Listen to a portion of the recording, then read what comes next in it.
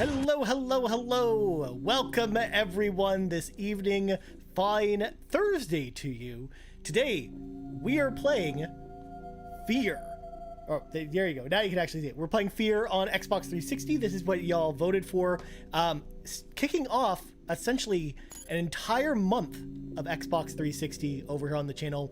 Of course, this week is, or not this week, this month is the 15-year anniversary of the Xbox 360. Of course, that's the reason why the roundabout's coming to a close at the end of the month.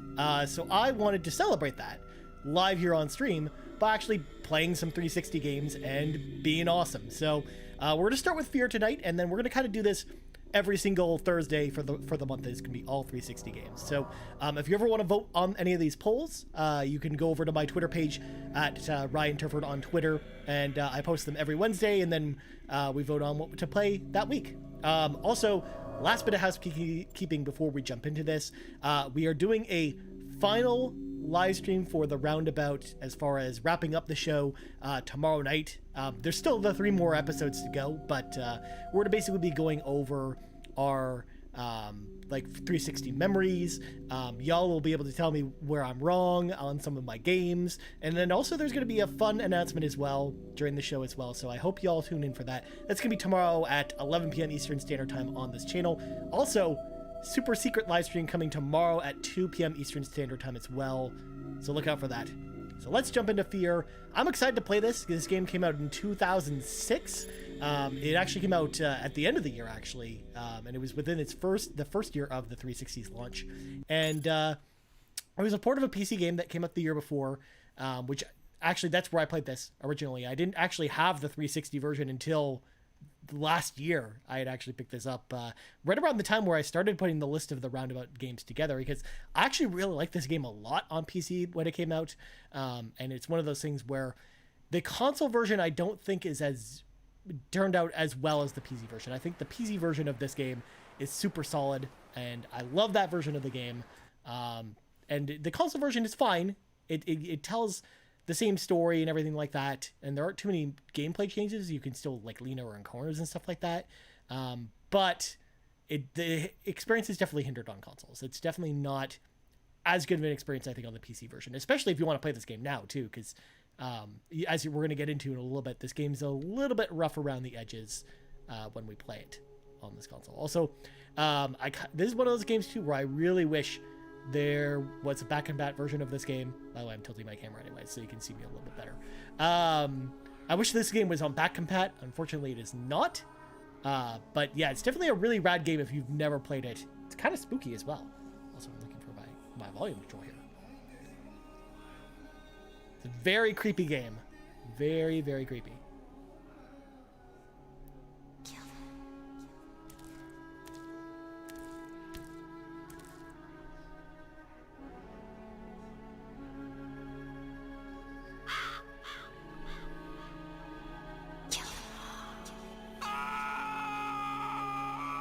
I love this beginning. Like this beginning when I saw this back in 2005 on PC blew my mind. Like, it was so cool. Like, I love the music in this scene. It's just the way it comes together. It's just like the way it's shot and put together. I love that.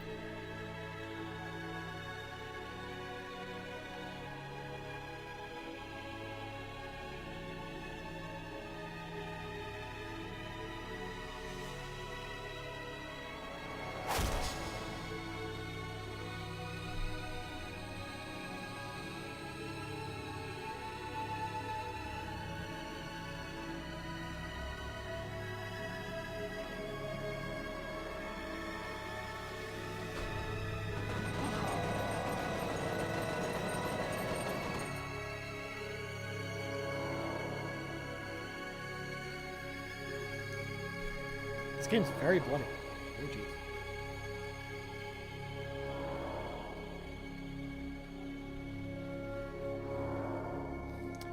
And yes, of course, he's just, you know, sitting here, just chilling, just casually just eating a dude in the middle of the hallway. It's fine. I'm sure it's not weird at all. Oh, man. That's so good. Yeah, like that back in the day, man. That was killer. Creepy voice. Hello, Ryan. Hello, Xavier. I hope you're having an awesome night tonight. Fine Thursday to you. There was an uprising. F.E.A.R has taken command of the prototype. Oh, look at that. For once, the chat box actually works. We can still resolve I didn't even change any of my settings from the last stream where it didn't show up at all. But apparently it's working now. I'm very excited about this. Like, maybe Streamlab alerts will actually work this time too. if anyone actually subscribes or anything like that. This wacko's name is Paxton F.E.A.R. He's the key. If we contain him, we contain the situation. Fucker's got an appetite. I think he has an agenda. It's not just recreational. He's getting something out of it. Essential vitamins and nutrients? What's his story? Property of Armicam Technology Corporation. They're working on a military contract to develop an army of clones that respond to a psychic commander. Top secret, of course. F.E.A.R is one of the commanders. I don't understand why it has you, like, look around in this area. It's like... This is why nobody takes it's just an office, and the only thing that's worth looking at is, like, what's in front of you. A full battalion of It's very silly. highly trained and heavily armed. Very much of that time. A battalion? What are we supposed to do against 1,000 super soldiers? Like I said, we put F.E.A.R down and it's over. Fortunately, the whole point of the program is to give commanders first-hand knowledge of the battlefield without putting them in danger. That means we should be able to corner the bastard without having to wade through all those soldiers. How do we find him? Armicam implanted a transmitter in his head. Should lead us right to him. That's awfully convenient. Assuming it does what it's supposed to. What about you, buddy? Ready to go to work? You're putting him in the field? Yes. I had to make sure to give him the thumbs He up. just transferred in a week ago. You've seen his training results. His reflexes are totally off the charts. I think he can handle himself. Whatever, man. It's your call. Goddamn He's the right only it is. officer in this squad that has slow-mo, I guess. Because his reflexes are so good, apparently. Also, fun fact, there's no subtitles in this game. What's the fuss? There is on PC, but not on the console version. I don't know why they did that. It's just FYI. So we can't get the subtitles of, like, this incoherent screaming of the baby being taken away. You will be a god among men. God, this game's so creepy, but it's so good. We've tracked F.E.A.R to an Here we abandoned go. building just up We're ahead. finally in the game. No You get to sign see of enemy activity on just, the satellite. oh but man, don't take the any environments chances. have aged very Jankowski, poorly you in in this position? game. And it's also All right, very just move it out. brown and gray. But not in the good way. And here we go. Let's do this. So one of the cool things about F.E.A.R back in the day, and this is why it was so revolutionary, is like the AI in this game is like top of the line AI. Like it kind of set a new benchmark for what AI in games was capable at the time, because the super soldiers in this game are like super smart, and they'll actually adapt and basically like anticipate your actions in this game, which is super cool. Like it wasn't like any other game else at the time. Yo, Kato, what's up? I hope you were having a good Thursday evening. We're here a little bit early tonight because we got to watch Sean Capri over at the PSVG network at 8 o'clock. It's very exciting for the state of the Xbox Empire, which I'm excited to hear that him and Donnie talk about the console a little bit later. We're just jumping in a couple hours early to play some F.E.A.R, man. It's exciting. Also, Kato, you're here just in time for a very creepy game, because this game is very creepy. Why did you bring me here? Why'd you bring me back?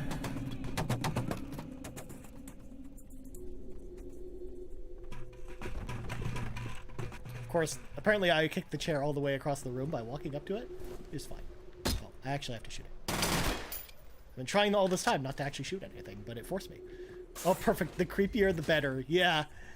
No kidding. I mean, I'm a little bit spooked right now. I'm like, I don't know how I'm going to deal with this, but it's fine. Hold on a second. Come on. Of course, it's a very old spooky game, but it still has some good scares in it. Here we go. It activates the slow-mo automatically, which we're going to use to our benefit a little bit later on in the game. Also, the controls are kind of all over the place with this version of the game, because the PC version, it's definitely made for PC, and it's much easier to control with a mouse and keyboard than it is on a console. Looks like we're too late, boss. Just leftovers. The transmitter signal's coming from nearby. It's gotta be around there somewhere. I'll wait here for Jin. You take a look around. So yeah, there's the creepy guy here. I think we go up the stairs here.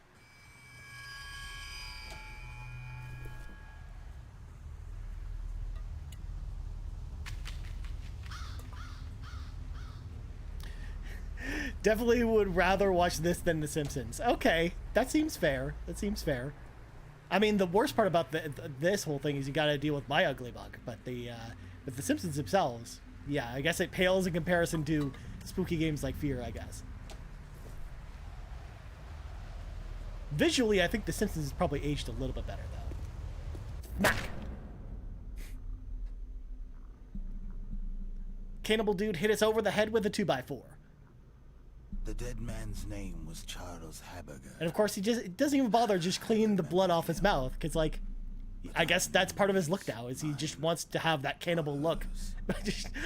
just going around bragging that he ate a dude, I guess. To die. Or many dudes. I don't know how many dudes he actually ate. To die.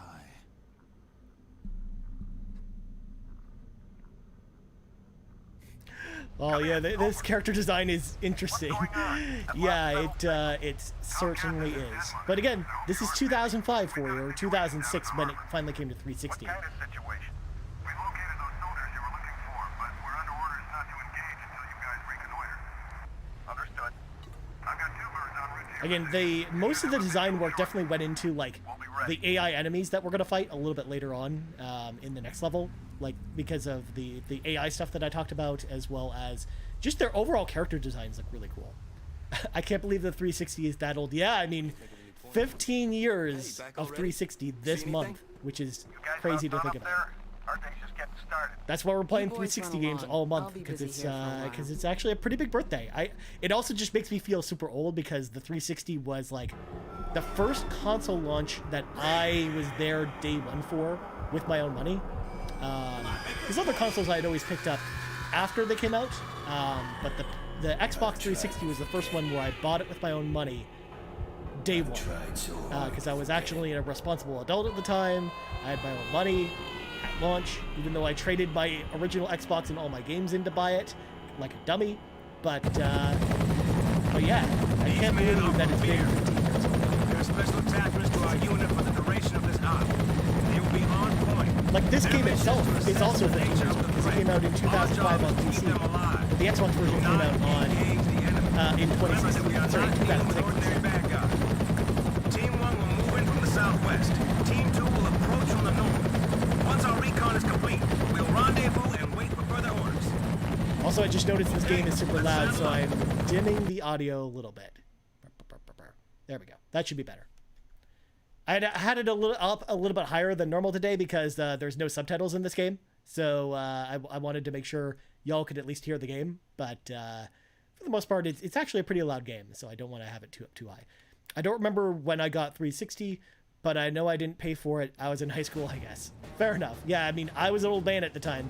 I mean, I'm still an old man, but I was older, I guess. I was like, God, I was 22 when the 360 came out, and yeah, it was a bit of a trip, because that was the reason I didn't buy an original Xbox at the time, because the original Xbox came out when I was in high school, and I didn't really have a job while I was in high school, so I didn't have money to pay for it, essentially, which is why I bought the 360 at launch, and that was like a big deal for me.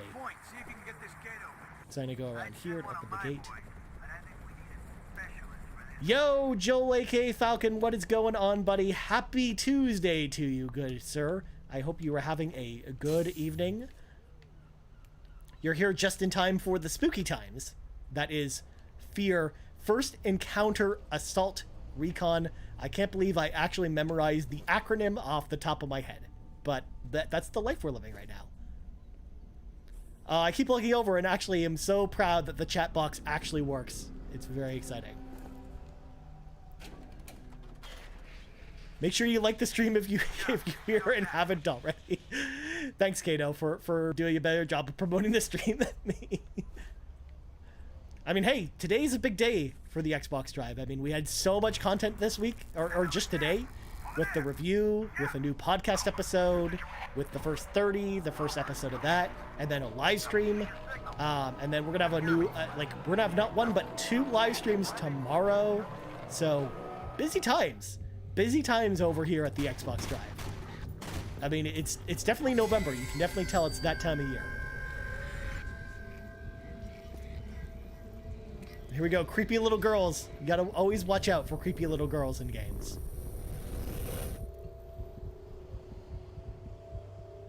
Look at that. That was a skeleton. Oh, look. Now they're all skeletons. I'm at work, so I should make the shows. So much content I keep up. Yeah, I mean, Sean and I are barely able to keep up with the content ourselves, just making it, let alone everyone else being able to keep up with the shows. It's kind of crazy. Like, again, this morning when the review embargo broke, there were so many reviews up for all the different games. It's crazy. What's with this guy's deal? I guess he was kind of dying. He was trying to do push-ups, I guess. That was his dying wish, I guess. Oh, we can actually lean around the corner. Whoa.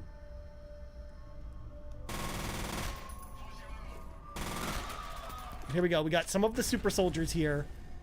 They're a little bit smart, so we got to watch out. And over the course of the gameplay, they actually adapt to us, depending on our tactics, which is actually really cool. Oh, he's still alive. I thought he was dead. Yeah, because over the course of the game, basically there's one commander, the guy who we saw at the beginning, the cannibal, and he's actually controlling all the super soldiers. And over the course of the game, he kind of learns your patterns, and then they are able to better adapt to your strategy. So you kind of have to mix things up a bit, or the super soldiers will basically just annihilate you in this game. I know push-ups are my dying wish. Yeah, I mean, that's definitely what you want to do as you're dying, right? Is it just like, well, I got to make sure I'm fit. I want to make sure I fit into my my tuxedo or whatever suit they decide to dress me in when I die.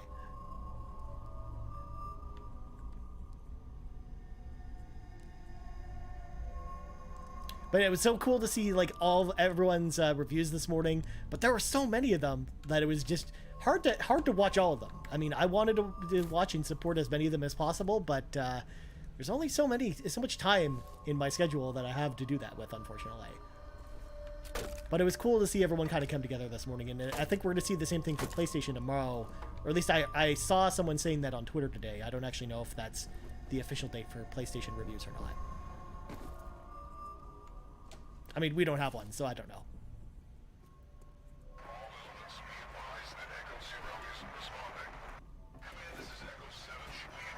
All right, we're going to do the bicycle kick. Woo! We're just like Liu Kang. We're just going to bicycle kick them from behind. No one apparently heard that. It was so silent that, you know, it was as if nothing happened. I'm going to wait for this guy to come around. I'm going to knock him out. Oh. Well, we just punched him in the groin. Am I getting a PS5? I actually had one on pre-order that I ended up canceling. I decided, after thinking about it, that I didn't actually need to pick it up right away. I'm going to wait until next year to get up my PS5. I basically want to wait for Ratchet to come out, as well as Horizon is definitely the other game I'm waiting for on PlayStation. So, I mean, for now, I've decided to wait. But I will be buying one eventually. That's kind of the plan. Especially when Final Fantasy 16 comes out. You better believe I'm getting a PS5 for Final Fantasy 16. Because that's happening. Because I can't wait for that game.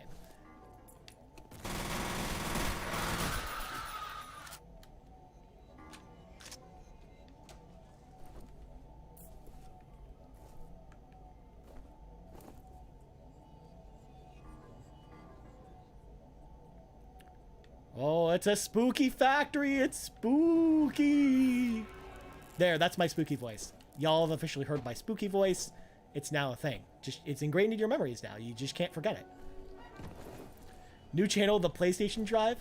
Well, see, here's the thing, though. It's too much. It's too much as it is to keep up with all the Xbox content. I don't know if I could keep up with all the PlayStation content too. There's too many of them, you know. I love the first Horizon, getting a PS5 later as well just for that game. Yeah, I love the first game as well. I played it to death. I platinumed it. I loved every minute of it, and I can't wait for the new one. Even though it is coming to PS4, like, definitely if I'm able to get a PS5 for it, I will definitely buy it for Horizon, because I definitely want to play that on next gen. Even though it is coming to PS4 as well. I want to play Ratchet. Yeah, Kato, me too. Like, that game looks amazing. I love all the other Ratchet games as well. It's actually one of my favorite PlayStation series, so I'm really excited for the new one. And I'm excited to see what they do with the story, as well as some of the new tech they've been showing off looks really cool.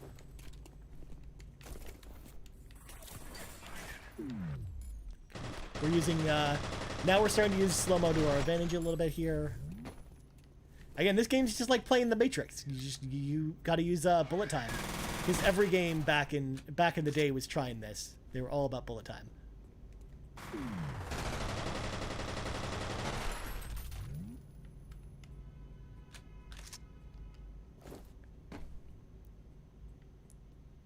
That's how you get the advantage against all of these super soldiers. But yeah, other than Final Fantasy and Ratchet though and Horizon, there isn't too much I'm like clamoring for, like chomping at the bit for PlayStation just yet.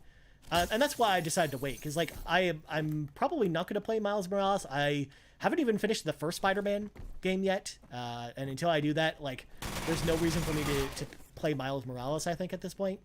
And Demon's Souls looks cool, but I mean I can already play that game on PS3, and I mean the remake sure looks pretty cool, but do I need to go buy a console day one for that? And the answer is no. It's just way too expensive, I think, for me to do that. So that's ultimately why I decided to wait. Although it is the only next-gen console where I can actually play Final Fantasy 14 on it, because I do play that game an awful lot. But I can just wait. I got my PS4 and my PC for that. But we have to actually go across these boxes here. The level design in this game can be kind of silly at times, so you're actually going to find me probably get lost a little bit in some of these levels as we progress. The best part is going around and checking these answering machine messages. There's like achievements for them too, to listen to all of them.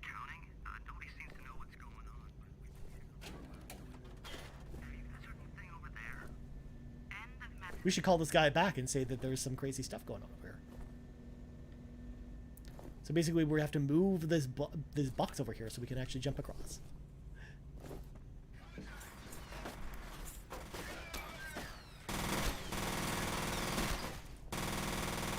Also, I got super excited earlier today because my card finally got charged for my Xbox. So it's finally happening.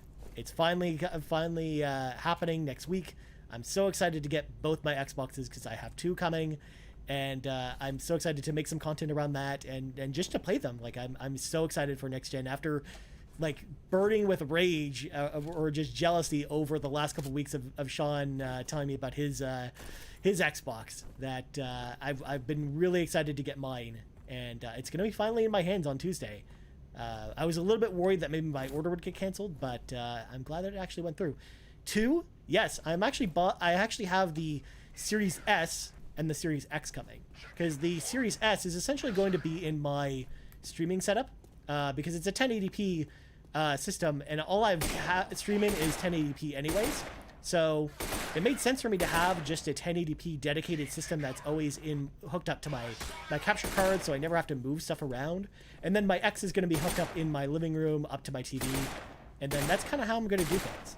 So I'm actually pretty excited to get both of them for different reasons, which is cool. Like that, otherwise I wouldn't be getting both. I would only get the Series X if there wasn't an actual reason for me to have both. Nice, I want one. A group of friends are on PS, but I also want to build a PC. So torn. Yeah, and I guess it really just comes down to what kind of games you're going to be playing, whether or not you want to put money into building a PC or buying a PS5, especially with the consoles costing as much as they are now. Like, you kind of have to, it kind of makes you wonder, like, where is better to put the money at this point. And for me, I've just always traditionally been a console person. And I would kind of rather stick with the console ecosystem. Plus, I like the exclusive games that come to console, because even though we don't get too many first-party exclusives from Microsoft, there are games that come to console that don't come to PC. Like Red Dead's a good example of that. So I'm glad that... So that's the main reason I stick with console, whereas there's not really too many PC exclusive games, besides like World of Warcraft, which I can play on my laptop anyways, that I really need to buy like a top-of-the-line PC for or anything like that. So that's why I'm cool with sticking with consoles. But that's just me. Again, like everyone's needs are a little bit different. I don't buy launch consoles because of the faulty nature, but I will be buying Series X first. Yeah, I mean, I've been kind of burned by buying early consoles, because I've told this story on the podcast before. I went through 11 Xbox 360s because of red ring issues or because of issues with the disk drives failing. This is actually my 12th Xbox 360 that I'm playing on now, and man, I had a ton of problems with them at launch, but I was always able to get them resolved really easily, because at the time, GameSpot or EB Games here in Canada had a 3-year warranty they offered on the consoles, and basically you could bring them back to the store if there was a problem, and they would just immediately give you a new console on the spot. You didn't have to repair them or anything like that. They would just swap it out as it is, like on the spot, which was super cool, which is the main reason why I like stuck with 360 after how many I went through. And because you would think I would probably just give up at that point, but I love playing games on 360. I love the ecosystem, so I stuck with it. So it's always made me question whether or not I should buy consoles at launch, but this generation with PS4 and Xbox, I actually bought both of those at launch, and I didn't have any issues with them at all with my launch unit consoles. I had them until the PS4 Pro and the Xbox One X came out when I bought those, and I've never had a problem with my modern consoles other than the thermal paste on my Xbox One X kind of eventually died out, but for the most part it's been pretty smooth. I love it. I'm just loving the surprise in chat. Yes, 11 consoles. Understandable, and I'm the same. Love consoles.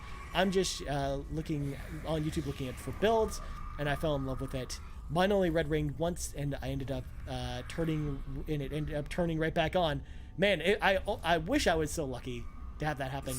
But Dead Rising, when that game came out, it like killed not one but 2 original Xbox 360s for me with the same issue with red ring. Like, that game was notorious for red ring.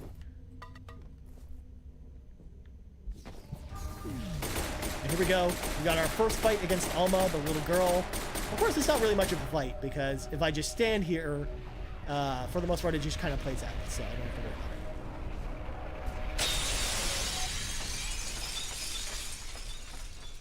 it. Okay for this game. No recoil. So crazy to see that. Yeah, I mean, again, this was a 2005 PC game. There weren't as many games doing recoil back then as there are now. I mean, you still got some, but yeah, it's funny with this game too, because there's also no aim down sights either. It's like if you press in the right analog stick, it'll zoom in just a little teeny tiny bit, but you don't actually have like aim down sights or anything like that, which is crazy. Doesn't appear to be injured. I did scratch a disc by knocking over my vertical 360, so I ended up putting it flat after that. Yeah, I actually used to always stand mine up vertically, and I never knocked it over, but the discs would actually get like a cut ring on them if you played them too much vertically, because it would that was a serious problem with the disc drive on that console. Like, it was a big issue with it, but I never actually knocked it over and had that happen, but I definitely had scratched discs just because the disc drive was vertical. Like, basically within the first year I'd stopped putting it vertically for that reason, because like my Dead or Alive 4 got wrecked that way. My Dead Rising disc that again killed 2 of my consoles got wrecked that way. So yeah, it's fun times. Team Vertical always and forever. Donnie Reese, here's the thing, I kind of agree with your point with the Series X, but come on, are you gonna tell me Team Vertical for the Xbox 360? Like, it's gonna wreck your discs, man. I don't know if you want to do that. Fallen Order coming to EA Play and Game Pass Ultimate is good news. Yes, I am so excited for that to come to Game Pass. Also, some of the stuff that EA talked about today with the enhancements that we're getting, such as the frame rate improvements to Star Wars Squadrons, for example, and the Fallen Order 60 frames per second update. Like, I'm actually really excited about some of the EA games and replaying some of these Star Wars games coming up. Like, I think that's going to be super cool. I can show you my 360 right now, still vertical. Oh, I believe you. It's just very odd to me that you never ran into issues with that, because I again just ran into a ton of issues with it's destroying discs with it being vertical.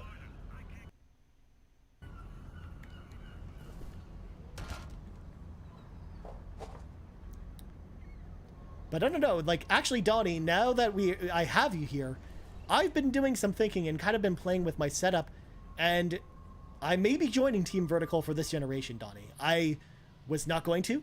I was planning and wholeheartedly going to do it vertically, but the way my setup kind of works, I'm basically going to pull my Dreamcast off the shelf where it is, and the vertical Xbox One X will be the same size as my Dreamcast was. So I'm thinking of just putting it up like up high on my classic game shelf and just having it up there. And I think that's what I'm going to do.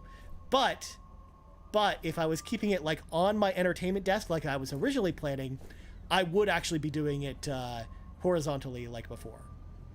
Do you think the Switch Pro will be a thing this year? I think it will be next year. I mean, I don't, again, have no insider info. This is just me spitballing. But yes, I foresee a Switch Pro being a thing next year. I will probably do it vertical, but I can guarantee it will give me anxiety. Yeah, I mean, for sure. And I'm always going to be worried about it. Like the second I see like scratch discs or anything like that come out of the vertical console, I'm probably just not going to keep it that way. Also, I just realized we're going backwards, and I just realized that was a dumb move. So let me go back this way. Switch Pro. Yeah, I mean, I think there will be a Switch Pro, but I mean, who knows? Who actually knows if there will be a Switch Pro next year?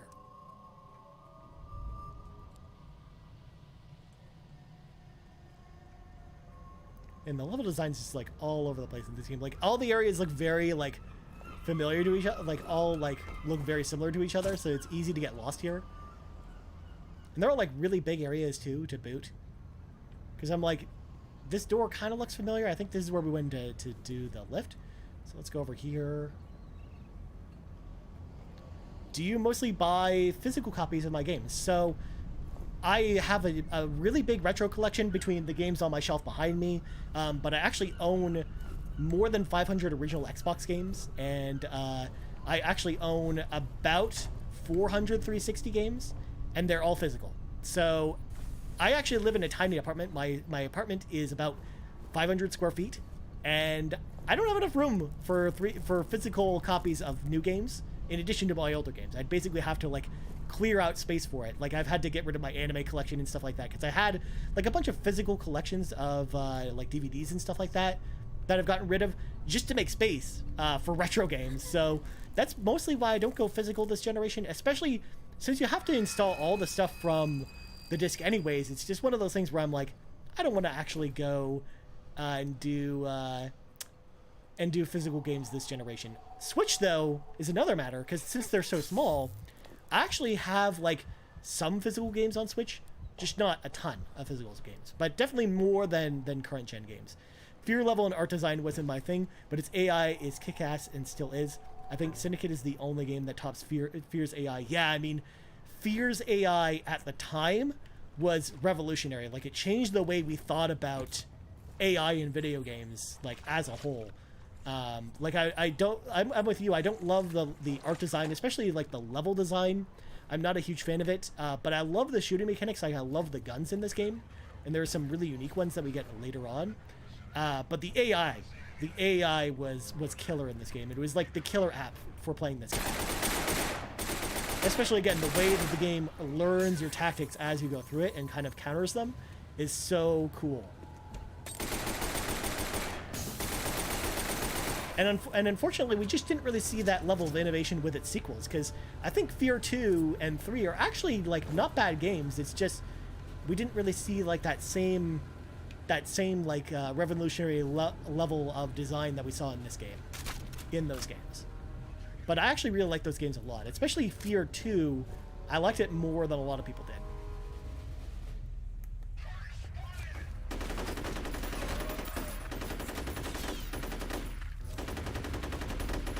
I'm just ready to get the penetrator though, because that's my favorite weapon in this game, because you can like pin people to the walls. Like it's so cool.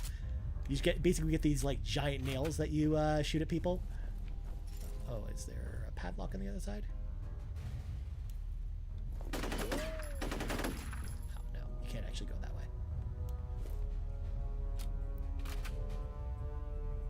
So I know we have to go down. Yeah, we can't open that one either.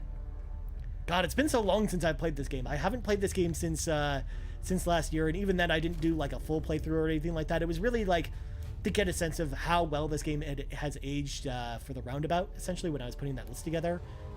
But it's been a long time since I played this game, so I kind of remember some of the areas to go to, but I'm still a little bit rusty on trying to remember where to go in these big levels that have some very open-ended game design or level design.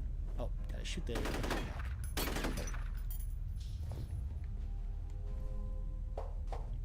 also, the art design, it doesn't really hold up, but I think the creepiness with like some of the jump scares and some of the overall creepy tones in some of the later levels, I think definitely hold up today, for sure.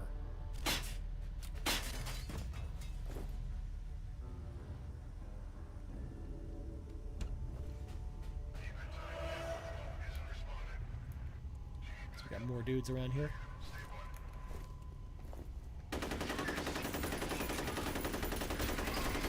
There we go. They all just I said all those nice things about the AI, but they literally just ran into all my bullets. They were just like, hey, bullets, let me try and catch you. I'm sure nothing bad will happen.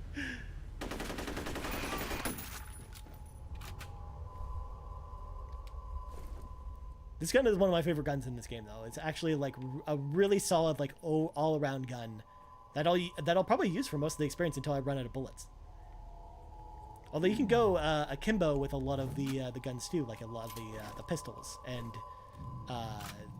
all kinds of stuff. There's lots of akimbo in this game, and this is very much trying to be the Matrix, but also scary. I don't know how that works out, but it's a thing. It's a winning formula, I guess. Okay, so here's these bozos. We'll just throw a grenade their way, and then we'll just circle back this way. And then they'll kind of hop around the corner there. I didn't think they could shoot through that great, but that's fine. That's the wrong button. I was looking to activate slow-mo, but I guess I switched guns.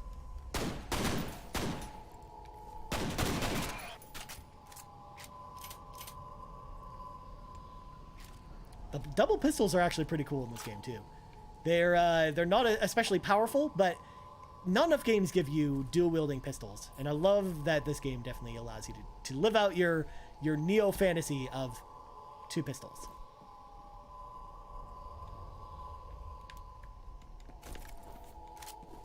Gotta pick up some more ammo.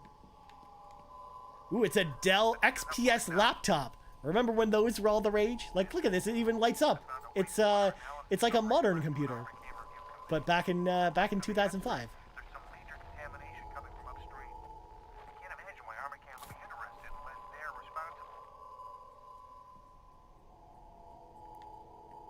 There's also a bunch of achievements tied to a lot of the collectibles in this game, but like this is actually like an impossible game to get all the achievements in now, since it is basically there's a lot of online achievements in this game too. So it looks like the Alienware laptop I had. Yeah, I actually had a very similar looking Alienware laptop, so I think you and I, Kato, were Alienware buddies, which for all the good or bad that comes with that, I guess. I remember having an Alienware 11-inch laptop back in the day, and man, that sucker got so hot when playing games, and it had some cool lights on it, but man, it was not a very good computer at all. But it was super compact. It was the only laptop I've ever played with an 11-inch screen on it.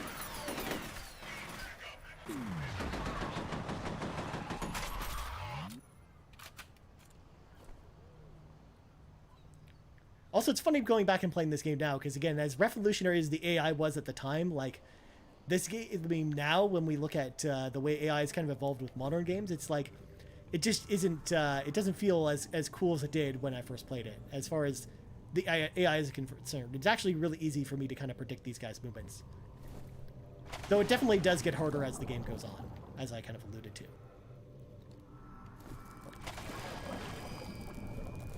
Come on. Get to the stairs. The ladder. Mine was the 15-inch, but I remember the 11-inch version. Yeah. My roommate at the time had the 15-inch, and I was very, very jealous of her. But my 11-inch, I guess, got the job done, and it played played Warcraft 3, and that was the main thing, because I played a lot of Warcraft 3 at the time, and that was around when World of Warcraft was starting to come out, and we were playing a lot of that together as well.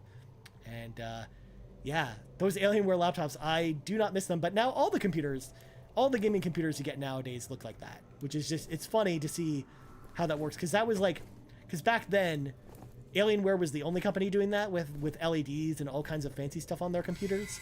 Whereas now, like, every computer company does that. Hey, Ryan. Hello, Xbox Drive, aka me. How's it going, me? By the way, hi, Sean. Do you think Microsoft will keep Bethesda games exclusive? I hope they do. We actually got hit by the skeleton. I was not expecting that. I think that Bethesda games will probably be a case-by-case basis, kind of what Phil alluded to, where I think that certain franchises will be exclusive, like especially any new IPs from Bethesda going forward, I think will be exclusive on Xbox. But stuff like Elder Scrolls, I don't know, man. I think that there's a possibility Elder Scrolls 6 is still coming to PS5. I don't actually know that. Starfield, I also think, is probably still coming to PS5. I mean, especially given how far along they are in development. Like, that game's probably coming out in 2022, 2023. So I would imagine it's still probably coming to PS5, because the deal probably won't come into place in time. Plus, I think there's probably, like, the contract's still probably in place for that to come to PS5. But I don't know. It's a good question. But yeah, definitely any new IPs from Bethesda will definitely probably be Xbox exclusive.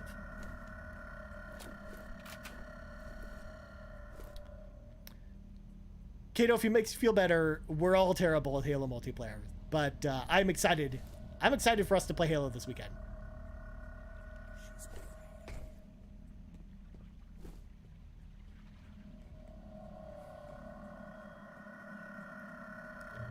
How many runs of Blood Gulch are we gonna play this weekend? Also, fun fact for anyone who doesn't know, yes, we are actually doing Extra Life this weekend over on this channel, as well as twitch.tv/Sean Capri, starting at 10 a.m. Eastern Standard Time on Saturday, raising that money for the big beautiful kids. And we'll be playing games like Halo, like Call of Duty, like a bunch of other games on this channel. So you can definitely come watch us on Saturday for that. It's going to be really, really awesome. You can watch Sean and I go crazy for 24 hours straight of being awake. Just kind of like what Sean's doing right now. He hasn't really slept yet, I don't think.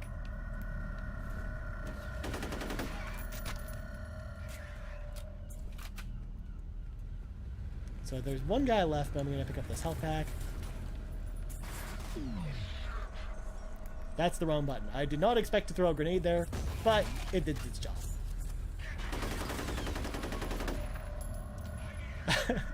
You slept on the couch for 25 minutes between meetings? Well, okay, that's good enough. That works. I was a little bit worried. I was like, is Sean actually going to get any sleep before Empire tonight? I hope so. That's good. At least you got a little bit of it. Of course, Sean's awesome review of the Xbox Series X is up on the channel right now. Y'all can go watch it. It is fantastic. Sean slaved away last night to make that happen, and I'm super proud of that video. It turned out really well, and I'm glad that we've been getting some awesome feedback on that as well, and I'm glad you guys like that. So it definitely make sure to check that out if you haven't already.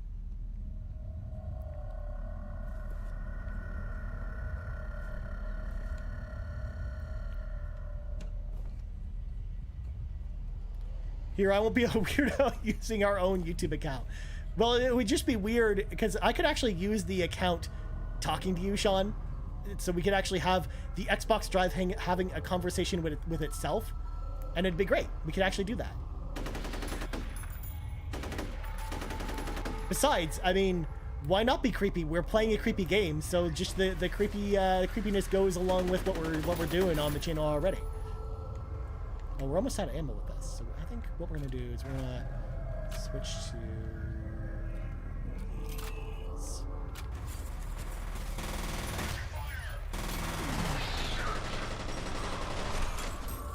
Get back here.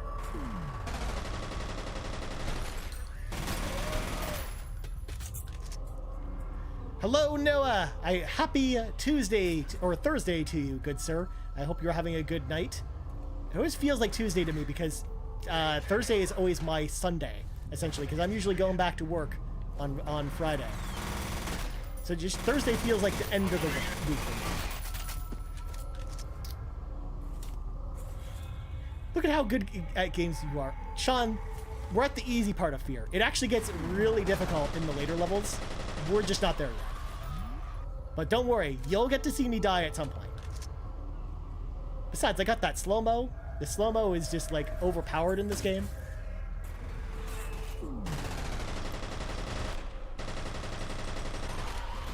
Ooh, just got back from the hobby store. Very nice. Did you pick up anything cool at the hobby store, Noah?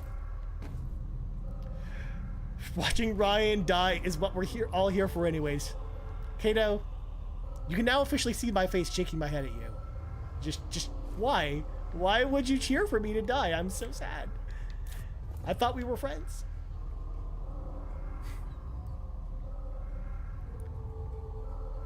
I mean, trust me, if you wanted to watch me die on stream, y'all should have been here last week for the Buffy stream. Because I died a lot in that game.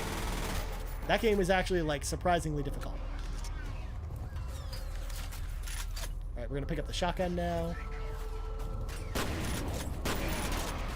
The shotgun actually pairs really well with the slow-mo, because it's really easy to get in close on these guys, and then shotgun them. Or you can just shoot back. That works too. Come here. Oh, I was caught on the surface. Bam! God, the weapon effects looked super cool back in the day. Like, they were, like, real showstoppers for what you could do on PC back in the day. I wouldn't be wishing for in-game death if we weren't friends. Okay, that seems fair enough. That's true. I guess you wouldn't just go join a random stream of someone you didn't know and just be like, I'm wishing for you to die on this. Like, for your character to just die, lose over and over again, you know? Alright, our friendship's been reaffirmed, Kato. It's official. Even though I thought you would never forgive me for telling you, hey, you should watch The Simpsons and give it a chance. Oh, these are the Shadow of Mordor devs? Yes, this is Monolith. This was what they were up to before they were doing Middle-earth Shadow of War. They were also doing some of my favorite PC games at the time, like No One Lives Forever, which was like a James Bond-esque like spoof game. They also did Alien vs. Predator 2, which is actually a surprisingly solid game, although I haven't played it in years, so I don't know if it still holds up all these years later, but that game was really fun. It's definitely one of the better Alien vs. Predator games as well, for sure. And they've done a lot of amazing games, and this game was definitely one of them at the time. That game is actually amazing. Yeah. I still have to watch the other episode.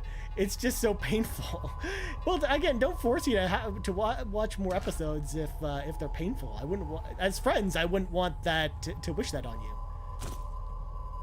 Shogo Blood Condemned. Yeah, I'd almost forgotten about Condemned too. They also did Condemned, which is pretty awesome. Hopefully, I'll be getting a new PC on Black Friday, which means another run of Shadow of War. Yeah, that's pretty cool that you're getting a new PC. And that'll be a fun game to play through. I have not gone back to that game since it came out, so I'm really interested to see how well it plays today. Also, I'm just running around this environment because it's also a very confusing space, as I mentioned before. I'm trying to remember where I'm supposed to go. I know that there's supposed to be a big vat I'm supposed to be running towards that it just got drained, and I'm trying to figure out which one of these same-looking big vats I'm supposed to go into. So it's definitely not this one.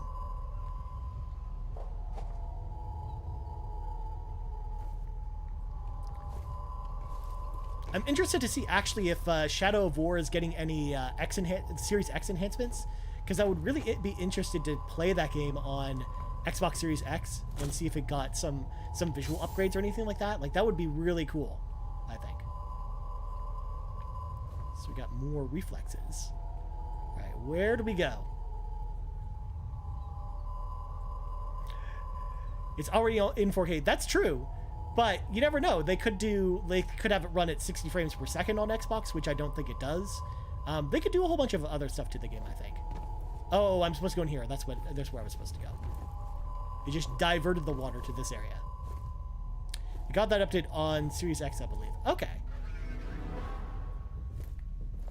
I haven't been keeping up with it, but it's definitely, if it got Series X enhancements, I definitely want to check it out on the console whenever.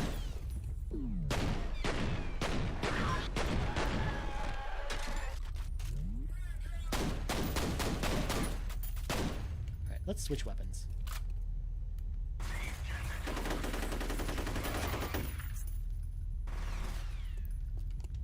Oh. I tried to go for the bicycle kick. I tried to be fancy, but he got out of the way. Because yes, if you run and jump and attack, you do a bicycle kick, just like Liu Kang would have wanted. Okay, so I think what we want to do is grab the SMG, because I think that's going to be better off than the pistols going forward.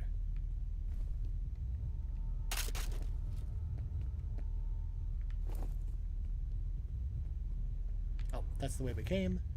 Again, all these factory areas look exactly the same. But yeah, this is definitely 2005 for you. It's very much brown and gray, very much factory setting. We do get to some different environments later on in the game, where it starts to show its chops a little bit better. But definitely in these earlier sections, it's a little bit samey, and it's a little bit easy to get lost, I think.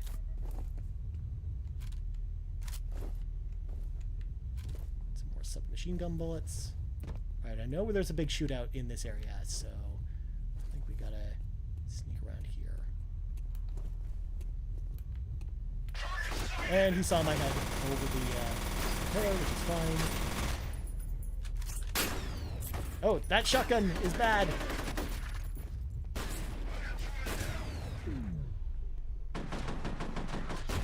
That's it. I finally died, you guys. It finally happened. We made it all the way through to the 3rd level when we finally died. And now you finally got to see the death screen in this game. And it's just a bloody mess. I was just trying to feverishly switch weapons. And it just didn't work.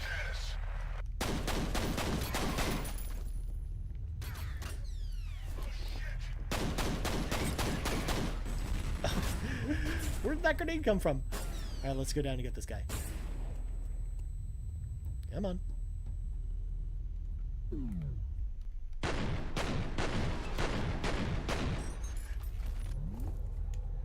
I don't like the green reticle. It looks like you're shooting at friendlies.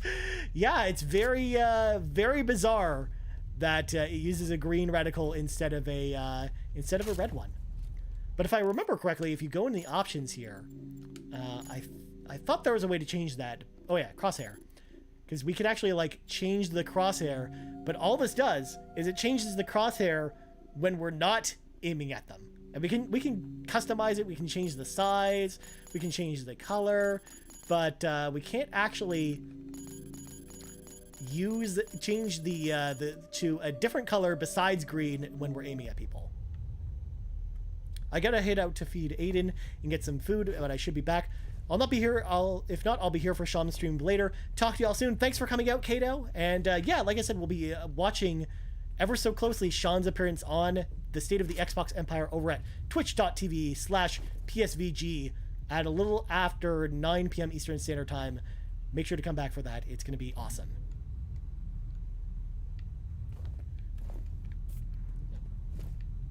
There we go. So let's pick up all this stuff. And we can use proximity grenades, but they're not really that great in this game.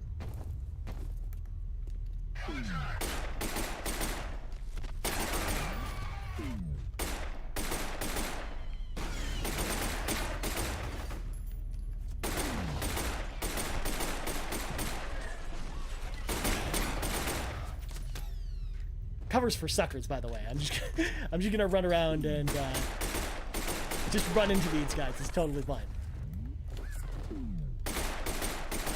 There we go. Last one.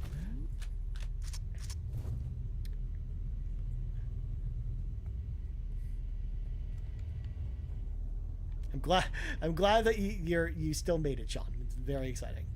Here, let's use this. I decided to forego having 69 life and use the med pack as soon as I found it.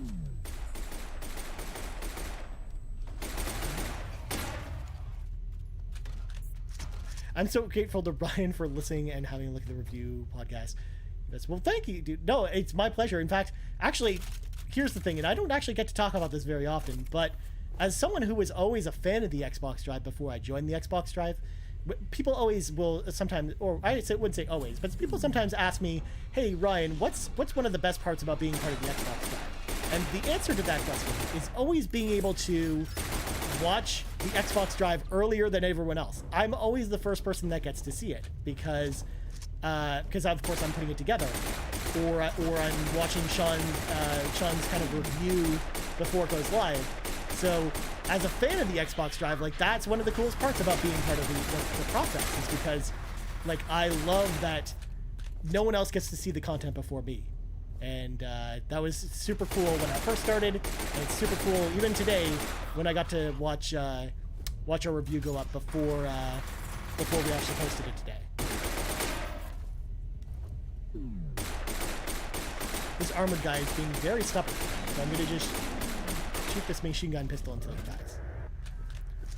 By the way, Ryan, I loved your Catherine review. Even though there's multiple Catherines, yes, there was only one review. Well, thank you so much for the kind words, Noah.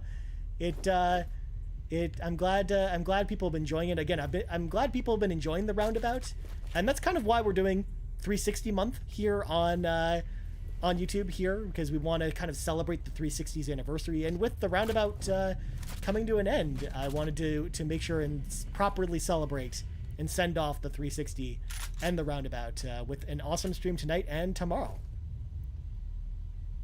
Dude, I wish I was good at motion graphics, such low and thirds and stuff.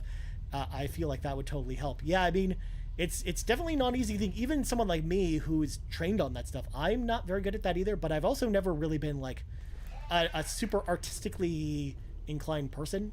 I'm very technical when it comes to my edits. And I mean, that's just the way it is at my day job too.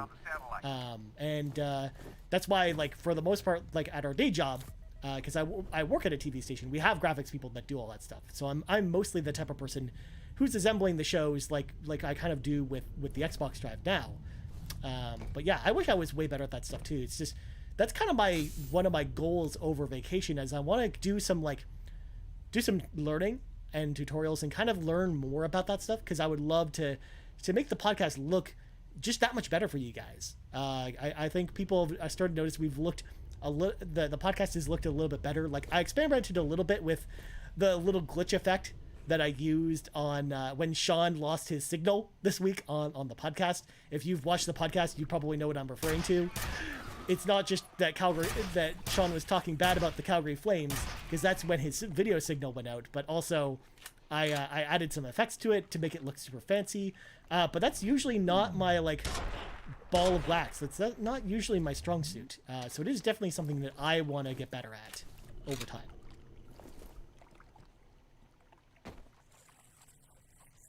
I always feel like you can always improve yourself, and I always try and strive to do that. All right, here we go. We're gonna twist. Come on, turn the valve. There we go. Yeah, it's hilarious. Like, literally, when you watch the video, it's like your video goes out, Sean, literally as you're talking about how much the Calgary Flames suck. Which is just, it's so hilarious. And again, I didn't even plan it that way. It just happened to be that way on the actual edit.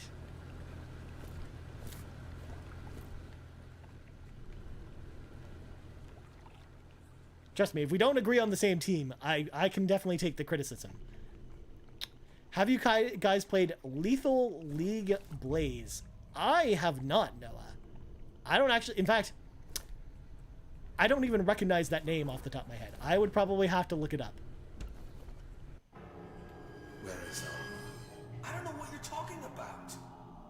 Some secrets get buried deeper than others, but I know where to dig. Creepy cutscene. No, wait, you've got the wrong guy. Hush now, Mr. Moody. The time for talk is It's a fighting game based on baseball. Ooh, Please, no. That sounds really interesting. I probably need to go look that up after we're done tonight. I'm excited to go figure out what this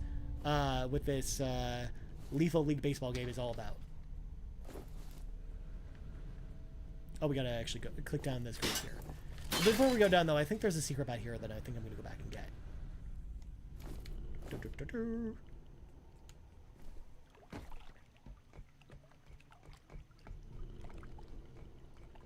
I prematurely went up the ladder here, but let's see, we gotta get those shotgun shells. Well, let's go back.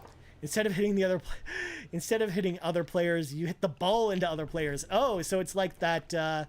It's just like that execution from Danganronpa that if you've played Danganronpa, you know about. But I won't go elaborate here because I don't want to spoil things. But that sounds like a super interesting game and probably a very Japanese game by the sound of it too.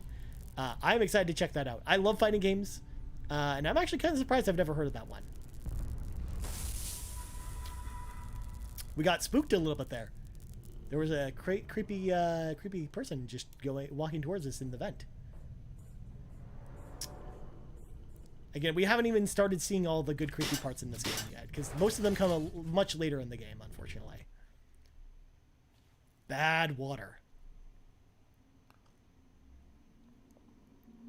It's not Japanese, but it's aesthetically inspired by Jet Set Radio, a game that I've never played.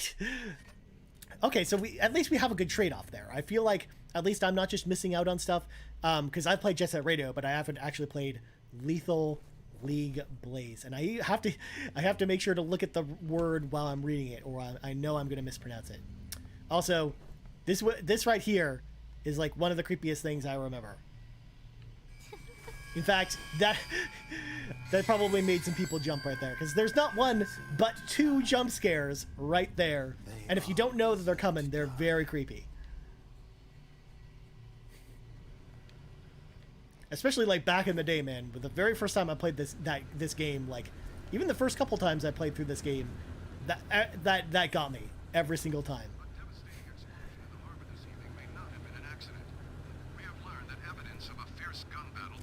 That's right. I punched the radio. There's no armor over there. Jeez, did it get you, Noah? Did it get you? Like like the first couple times I played this game, like those freaked me out. Every single time. But now that I've actually, because I've played through the original F.E.A.R like 8 or 9 times, so I kind of have an idea as to like where all the jump scares are. So they don't really freak me out anymore. But definitely, if you haven't played this game before, fair enough. I mean, it would if I was playing it. Yeah, definitely. If you were playing it, for sure. Especially because it feels kind of claustrophobic for that with the first-person perspective as well. Like it. You definitely get it's jump scared a lot more easily than if it was a third-person game. Oh, look at that. There's just a creepy little girl hanging out in the corner. Back to my meeting. I'm so sorry, Sean, but thank you so much again for coming out tonight, Sean. And I'm excited to see your guys chat with Donnie Reese later tonight. That's going to be fun. I've got D&D, so I've got to head out eventually. Ooh, D&D. That's awesome. Are you playing locally with people, Noah, or are you playing over Zoom, or how does that work? How are you guys playing D&D right now? D&D was something I used to play a lot in high school, but I never really played it as an adult because I've never really found like a group in my area to play with. So I'm always like super interested to find out how that works. Online with college friends via Roll20. Oh, that's awesome. That's awesome, Noah. That's awesome that you're able to still do that. I know that because I play a lot of Magic the Gathering, like I play Commander, for example, and one of the best ways to play that is with the physical cards, and there's no real easy way to do that outside of Spell Table, which is basically like an online website you can go do that through, which is super cool. So I'm glad that we're seeing a lot of these solutions kind of pop up and kind of alleviate some of the issues that I was really worried that we would maybe lose when the pandemic started. I have a campaign tonight and another one tomorrow, and I admittedly like the other one more. Oh no, that's no good. But I mean, hopefully, at least the main thing is, even if the campaign's not as fun, hopefully it still means you get to have a fun time with your friends. That's the main thing. That's what it's all about.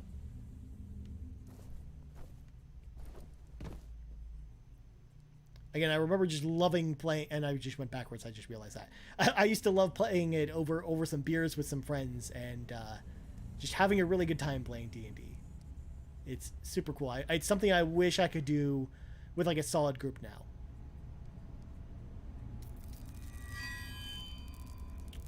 And more creepy dudes just walking around. There's apparently something in the water, you guys. We gotta watch out. The best part of about these like flashing lights too is like if you have your flashlight up, it'll like blink your flashlight too, which is super cool. And once again, more creepy baby stuff, more stuff on fire, and just a hallway with blood. I mean, why not, right?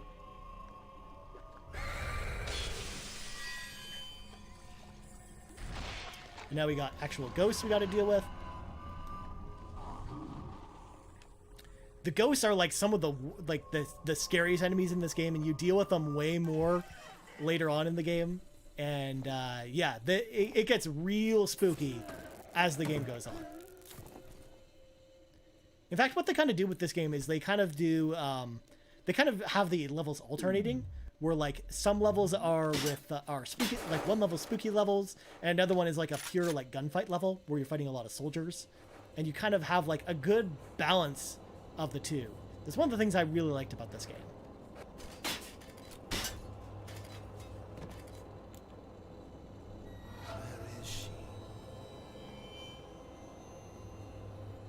So once again, another dead cop. We just found him here. So actually, I don't think we're gonna have enough animal with that guy. We're gonna leave it for now. What the hell are you talking about? Who's Paula? What's origin? All right, buddy, get moving. Vettel's got to be close. So we gotta hop up on this stuff. Oh, we got soldiers. I'm gonna run this way and kind of get back behind cover a little bit.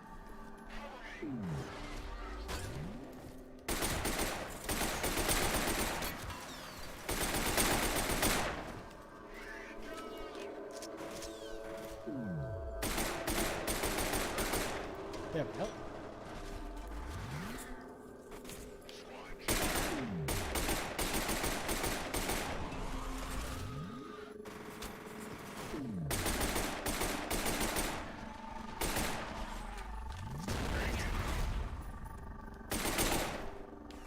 Oh, they just blew up the door, but no one came through. Oh, there were the guys that were supposed to burst through the door that just stood behind the door, I guess, and waited for me to come to them, I guess.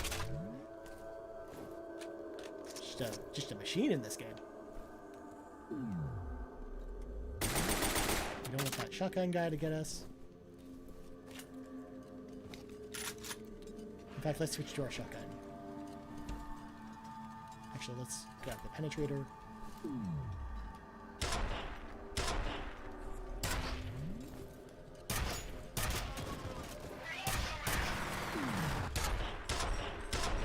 There we go. We're just pinning these guys to the wall with the penetrator. Like, that's so cool. It was like my favorite gun to use back in the day because of that. Grab the machine pistol because they're very well.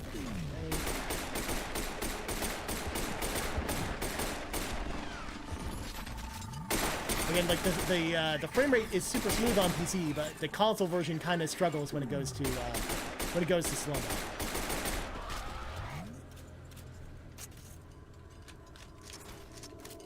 But in a way, it almost makes the game a little bit easier than the PC version, I guess.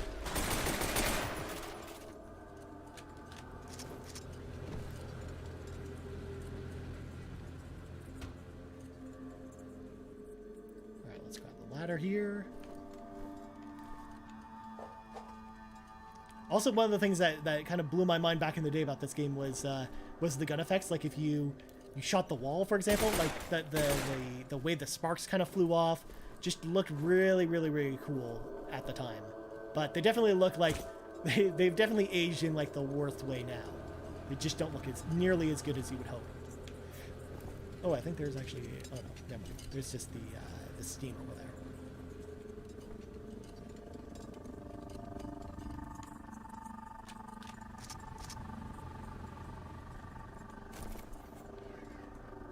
Yeah, so there's definitely some dudes around the corner.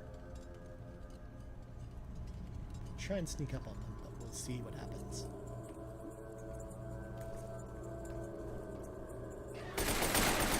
Apparently they can see my head peeking around the corner, which is fine.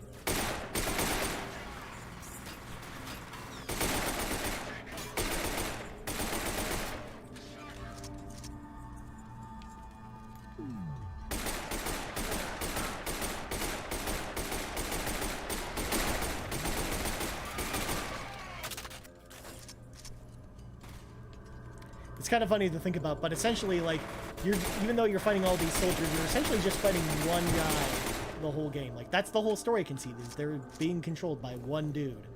Just it's so crazy that that one dude is controlling all these soldiers. I mean, I don't even know how that would even work. That would probably just break my brain, I guess, if I had to think about it too much. Like, controlling my own body is hard enough, but let alone controlling, like, a whole battalion of dudes.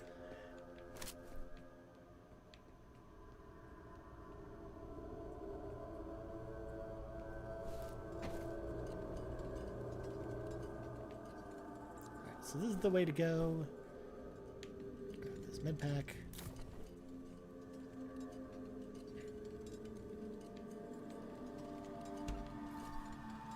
This bed pack. Of course, there's just creepy sounds of lanterns behind me as I'm walking around. It's very, very, very creepy. The lanterns are moving on their own.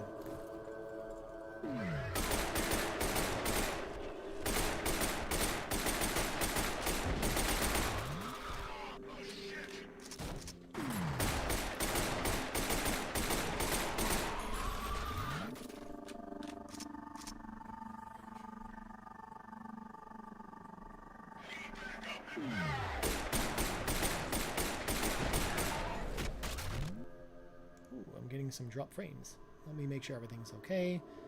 Everything looks okay, so we're probably okay. Looks like we're through the rough patch, I guess.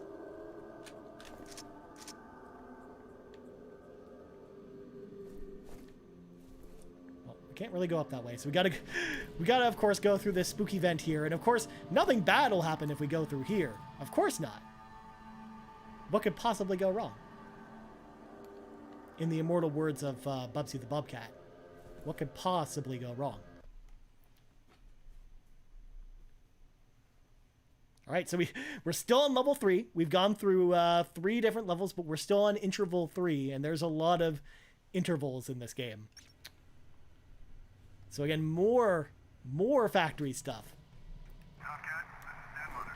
I know you guys are hurting, but we could really use your help with this army camp situation. I just lost contact with my recon team. And I couldn't remember if there was anything down there, so I'm going to make sure to check.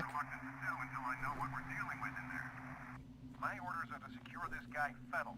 Getting rid of him will break his telepathic link to the soldiers. Once they no longer have an objective, they should shut down. That sure would be nice. Tell you what, can you spare a chopper? We're seeing what looks like a full-scale withdrawal. My gut tells me Fettel's on his way to Armageddon, so maybe we can help each other out. Can do.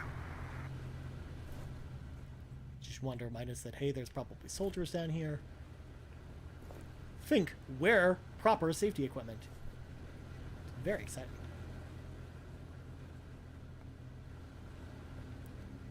Alright, so let's switch to the penetrator.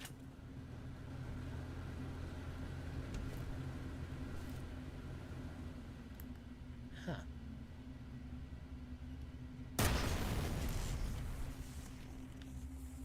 That's not going to get me.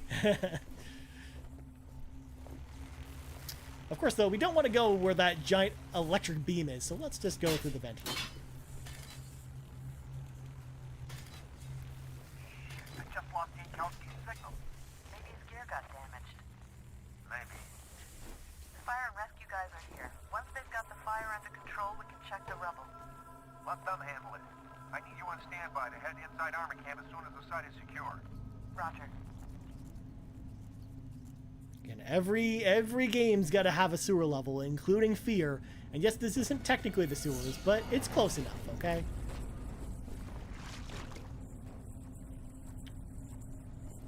You just got to run around, and there's rats, and it's a disgusting sewer, and it's a thing in every game. Every game's got to have a sewer level, I guess.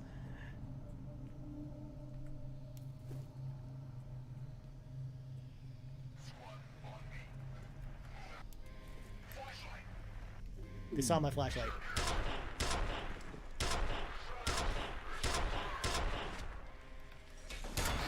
There we go.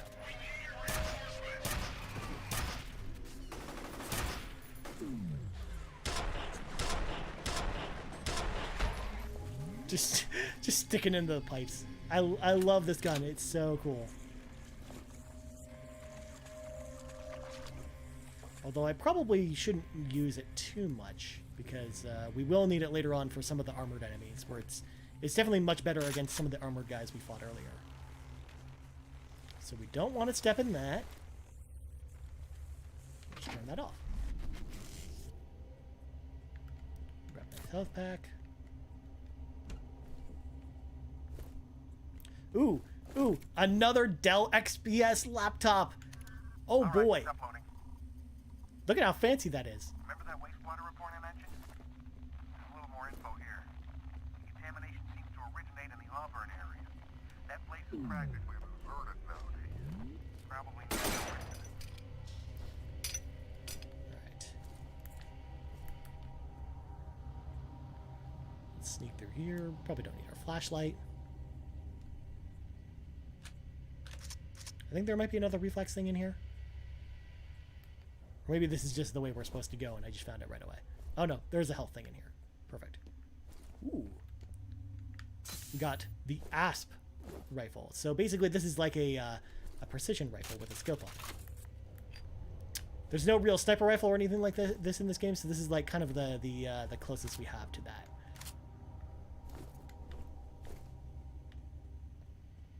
Although I haven't really played with this gun in this version of the game because I mostly played it on PC, so I don't know how well this is going to control within the console control restrictions.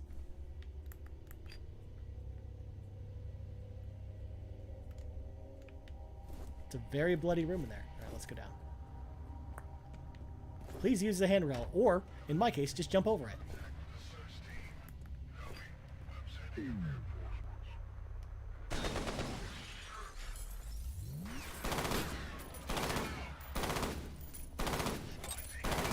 Yeah, I don't love the aiming for this gun with the console version of this game. So let's switch to the shotgun.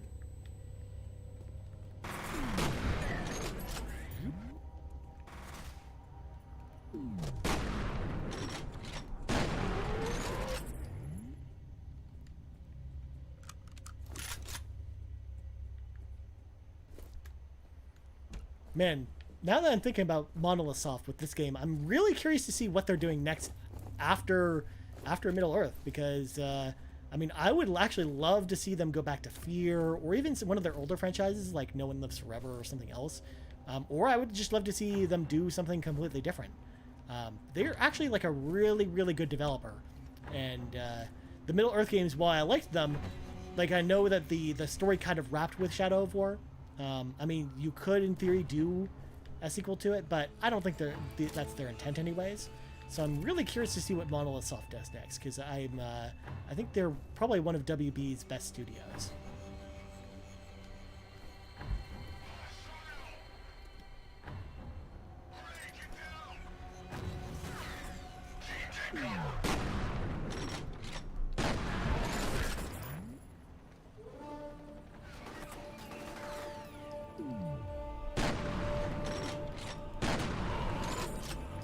Also, the music kicked up, so you know things are about to get intense. We're gonna go ahead and just hang on here.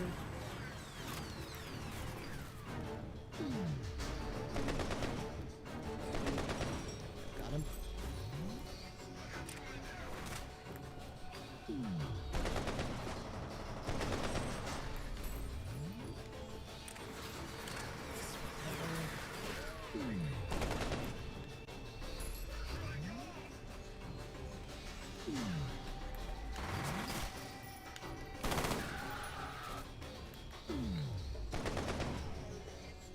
This gun does do a lot of damage, despite the fact that I don't love the aiming controls for it. It's a little, versus all the other guns, it's like just a little bit too sensitive. But it's very powerful. It's very good at taking these guys down. All right, let's switch to the shotgun again.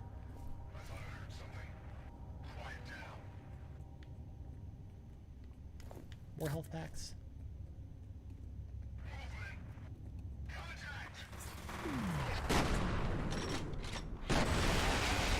Boom.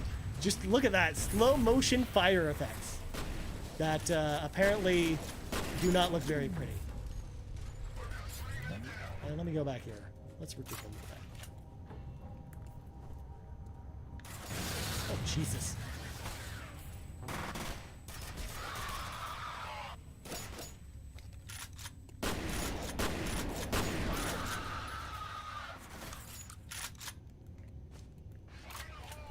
Oh, grenade.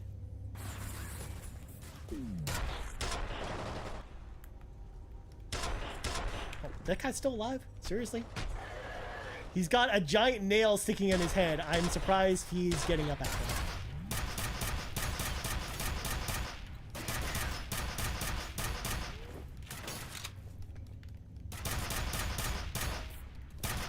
There we go. He took a lot of nails to the face in order to kill him. Those armored enemies are actually really tough to kill. Oh. There. We like blew through most of our health packs, so this is gonna get real fun. Unfortunately, this is the type of game where if you run out of health packs, bad things happen in this game. You do not want to run out of health packs. Especially later in the game, they just become like very few and far between, so you don't get too many of them. So you kind of have to watch what you're doing. Got an HLZ for me yet? I'm showing a decent-sized yard just ahead of my point man's current position. Only problem is there's an enemy gunship sitting there at the moment. I'll keep you advised. Roger.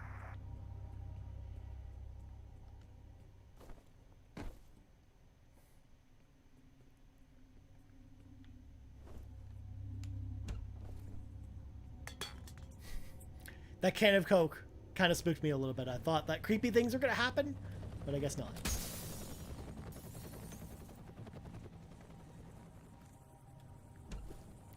Got more proximity mines. Yeah, I think that... no, let's go with the shotgun for that. Gotta fix my headphones a bit. These are the new Steel Series Arctis 9X headphones. I just got these not too long ago from our friends at Steel Series. They sent them over. And I'm trying them out, and they're kind of like, I don't know, they fit a little bit weird on my head. Because they're not bad. They're actually like super comfortable. But when I'm wearing a hat like this, for example, it gets interesting. Because it's all, I have a big head, for those that can't really tell when you're watching the video. So there's not a lot of headphones that actually fit me very well. So you'll see me probably adjust these a lot. Alright. Oh, he's alive. Oh, jeez, we like blew him in half with the shotgun. Alright, let's get this guy first before we deal with the armored guy.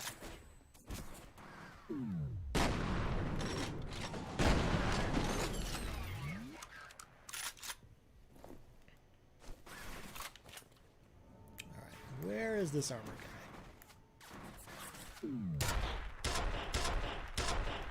That should be enough.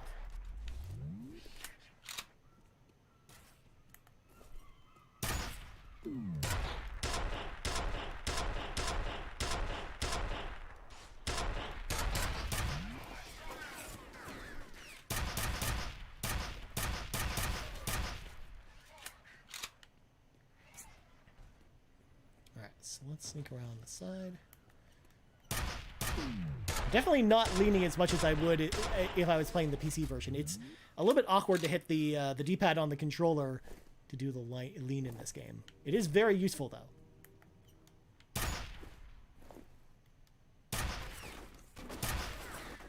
There. Got some nails to the head. All right, let's... Oh, I did not want to do that. Let's go back to this. I guess just in case he wants to come by me, I guess. And we kind of just want to fill this guy with nails while we've got slow-mo on. So he can't shoot us as much. Because one of the nice things about slow-mo in this game versus a game like Super Hot, for example, is we're not affected by the slow-mo. So even though it's slow motion for everyone else, it is not slow motion for us. So it allows us to kind of break the game a little bit. There we go.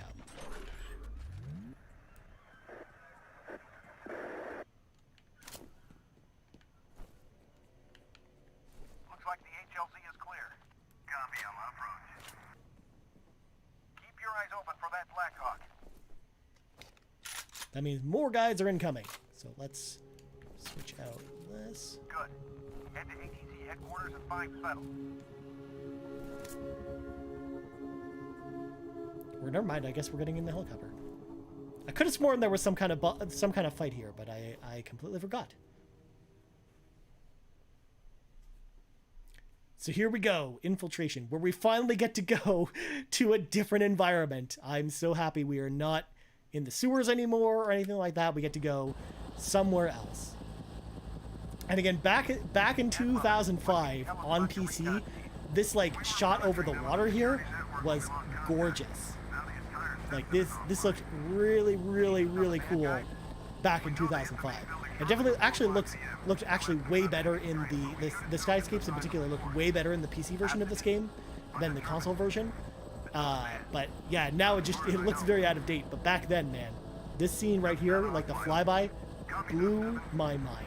It looked amazing. Roger that. Going dark. Man, I live for this shit. Keep kicking your pants.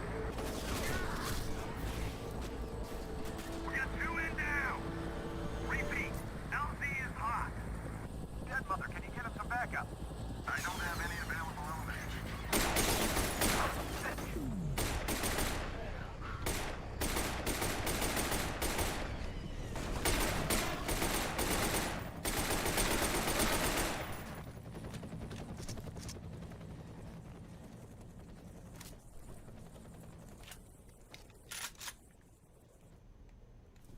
Penetrator ammo, armor, a whole bunch of stuff. But this is where I think the game starts to ramp up a lot, because the first couple levels are like not too difficult. You're kind of going around the same environments. Like it's less impressive. Whereas these levels, the next couple levels here, and then the kind of the last act in this game, are kind of the highlight of this game. Like the level design gets a lot better. The enemies get more difficult. Like the game itself really ramps up at this point.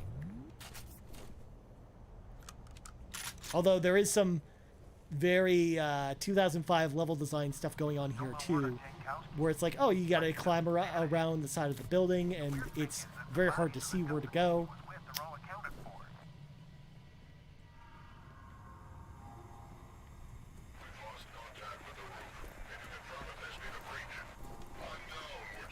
Boom! Just throw a grenade at his head. He just blew up.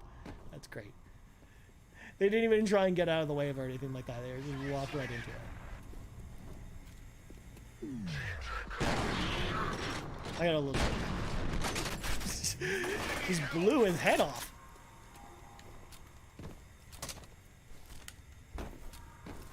Bam! We got him with the roundhouse kick. There's a bunch of... It's not just the bicycle kick you can do. You can also do like a roundhouse kick if you jump straight up. There's a bunch of different melee moves in this game, which is really interesting.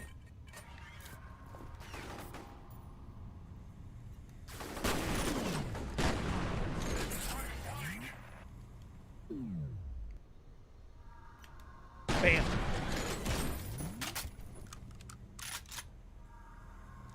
I kind of have to watch my health here because we are running low on health packs. And I, of course, say this, but then I just immediately rush into like a bunch of enemies. Oh, that grenade's too close. And we're dead because I ran out of health packs and I threw a grenade at myself. Okay, so we're gonna switch to these machine pistols, I think.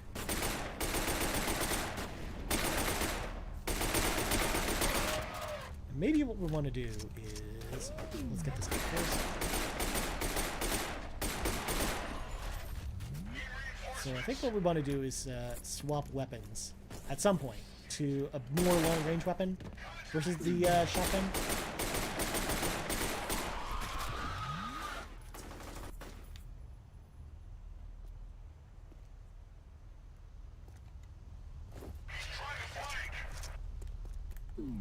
Look at him just diving over things, just trying to get to cover there.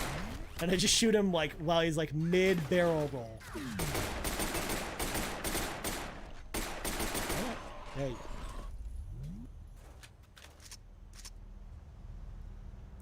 So definitely, you can definitely tell the AI is getting a little bit smarter because they're like now jumping for cover. They're trying a whole bunch of different tactics. You're going to see an example for like later on where like I'll like run at a guy and he'll like dive through the glass window to try and like get out of the way of my bullets, or lead me to his friends. The AI does some wonky stuff in this game.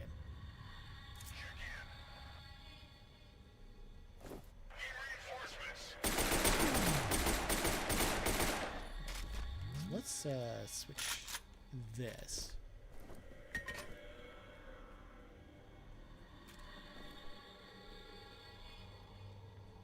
Of course, there's no health packs anywhere, which goes back to what I was talking about before. If you run out of health packs in this game, bad things happen to you.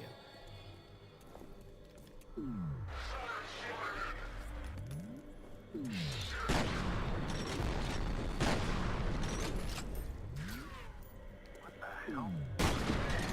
County in that general area. How the fuck did you get all the way here? Of course, our missing partner just somehow managed to get all the way to this building without actually coming with us in the helicopter.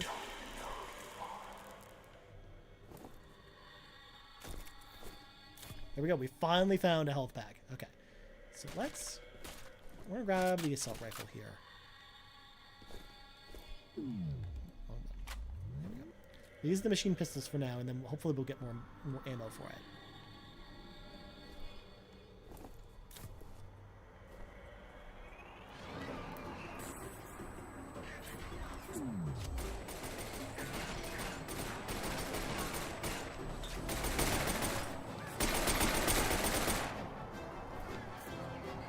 Oh, the intense music's on. That means that there's some kind of epic showdown coming up.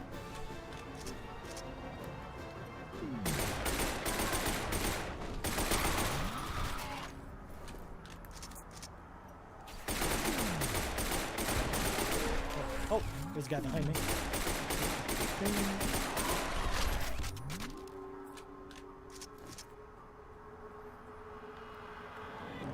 The other weird thing about this game is like, you can't really hear, you don't really have directional audio for footsteps in this game.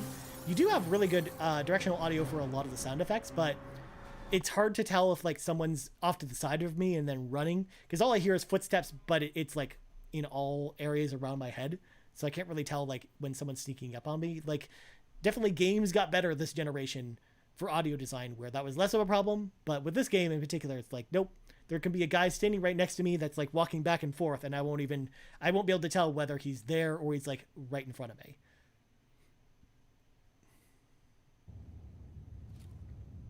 The ATC network is offline. I need you to find the server hub and reset it so I can get into the system. It should give us a better idea of what's going on in there.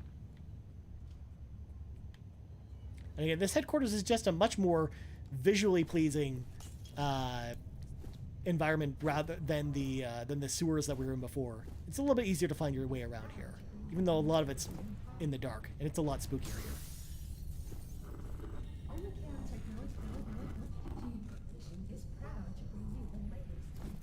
Oh, how did he get like that? That's bizarre. That's fine. So again, this is kind of the facility we saw at the very beginning of the game, where Paxton just decided to eat a dude just in the middle of the hallway. It's fine. It was just perfectly normal. It was the normal thing for him to do.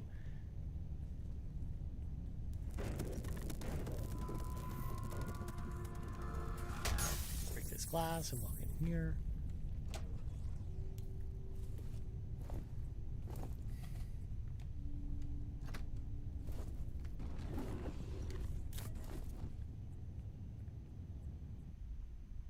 Stay out of my way.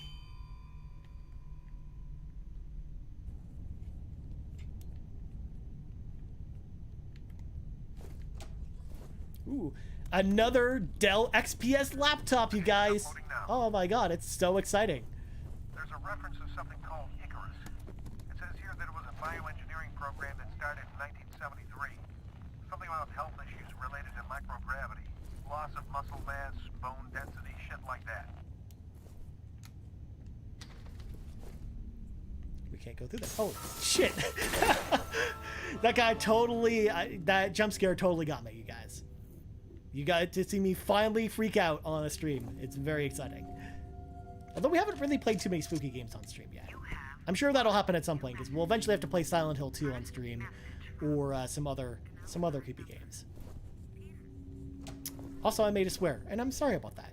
I apologize. That was not on purpose.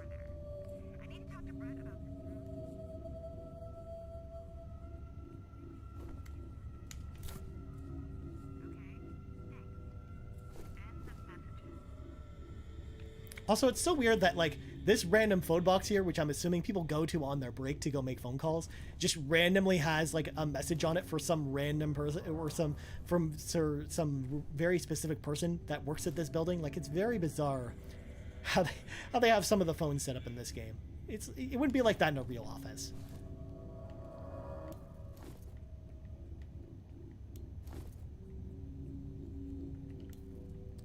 We got some Diet Squish is the pop of choice here.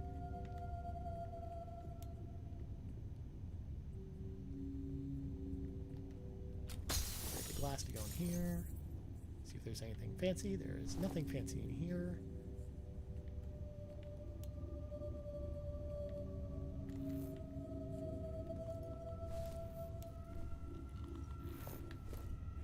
Oh, it's the cloaked dudes. These guys are actually pretty difficult.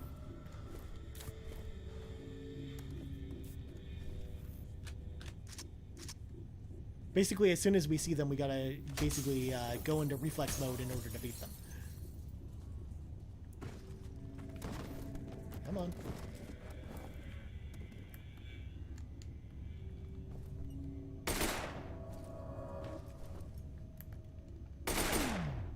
There you go. They're not as nearly as bad as when you fight them on their own, but when you fight them and there's a bunch of enemies around, they actually can become pretty difficult. Because not only are they bullet sponges, but it's you have a very limited window where you're actually able to see them.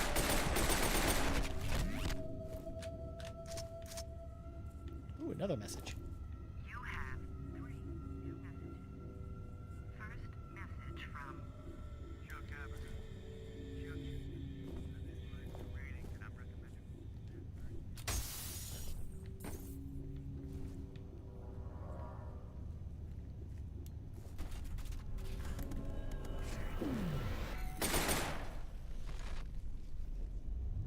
I could swear there was one right there. I guess not.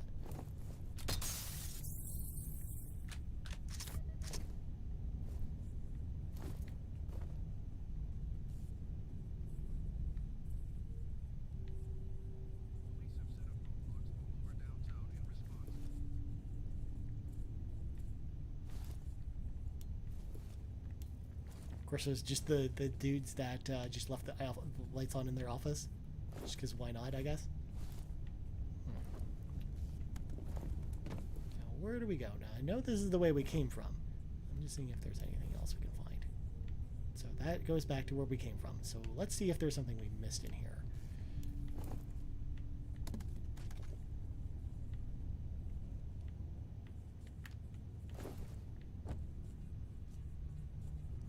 Ha! There we go. I guess just walked by this area and didn't even see it.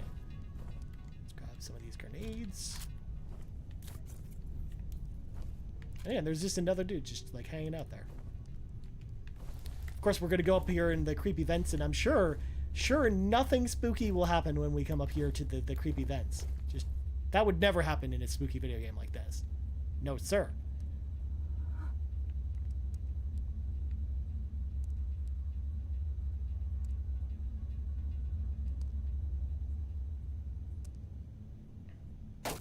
Oh, look. Something spooky happened while we were in the spooky vent. It's almost like it knew. It knew something spooky.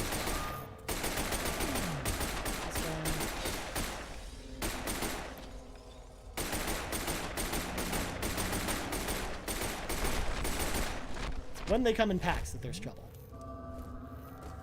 He's just diving over the table. He just does not want to get shot. There he is.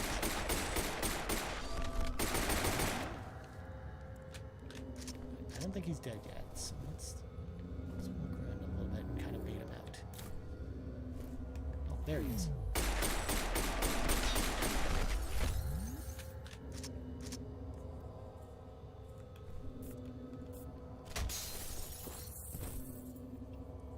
Oh look, another Dell XPS laptop. It's very exciting. Looks like the Icarus program got shut down in favor of something called Perseus, which, from what I can tell, is funded by DoD. I'm guessing that's where Fettel and his soldiers came from.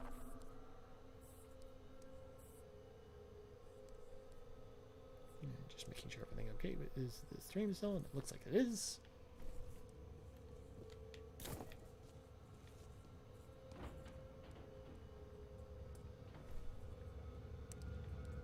So there's nothing but spooky blood just dripping from the ceiling there. Don't you? My name is Norton Mapes. I'm an engineer. Oh look, it's this guy. Civilian. Apparently he's just hanging out, just with the drywall just on his back. He's just like just walking around. He's like, oh, I'm sure that's nothing. Why do I even care about that? You said you're an engineer? Can you help me get into the network? What am I, an IS lackey? Tell you what, you disable the local security system, and I'll see what I can do about the server. I can disable it remotely once I'm logged in. No, you can't. It's on a separate network. Oh, there we go. He finally decided to take the piece of drywall off. It's back that way. Why do you want us to bring down the security system anyway? Why? You want my help? That's the price. I'm sure nothing shady will possibly happen thanks to this exchange. Just nothing. I'm sure this guy seems totally level. You know, just this random guy just hanging out here. Also, there's just potato chip bags everywhere. This is a very messy office. People just left it like in a hurry, I guess, or when they got ate by Paxton, I guess they were having like a chip party or something.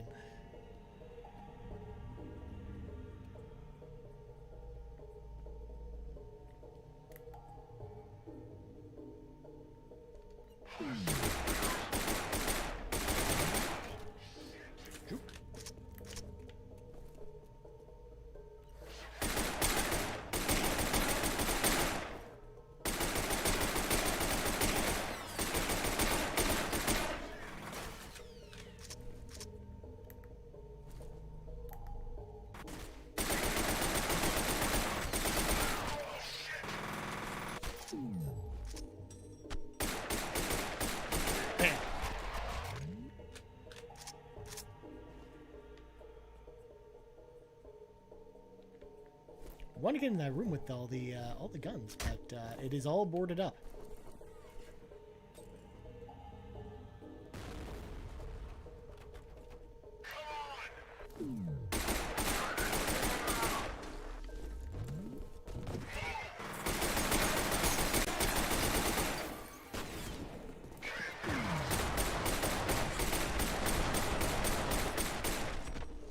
I just took a ton of damage there because there was one dude with a shotgun and he got way too close to us.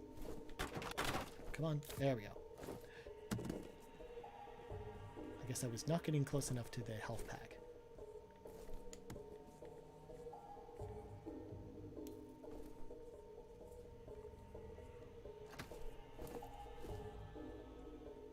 Ooh, it's just this whole office is sponsored by Dell XPS. That should do it. Mr. Mapes, do you copy? Mr. Mapes! There is that idiot. Oh look, it's almost like he had his own agenda. Find that server and reboot it. At least it brought us to this lovely room where there's all these weapons we can choose from. I'm sure it's not gearing us up for some kind of fight that's going to happen when we go back to the lobby. No, sir.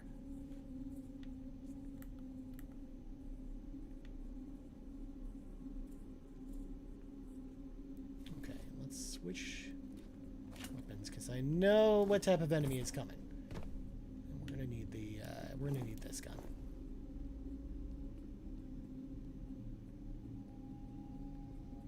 Or never mind. I was thinking that one of the armored guys was going to pop out of the elevators, but that's a later section. That's not this one, I guess.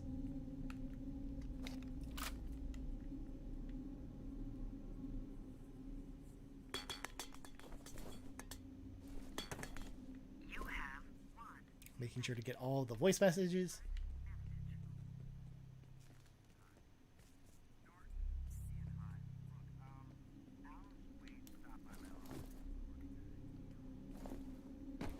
Yeah, that leads us back to where we were.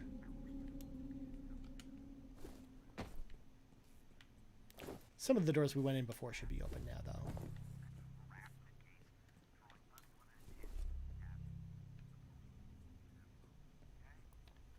And we're walking around this very confusing looking office. It's all kind of blending together right now. Okay, so this brings us back here.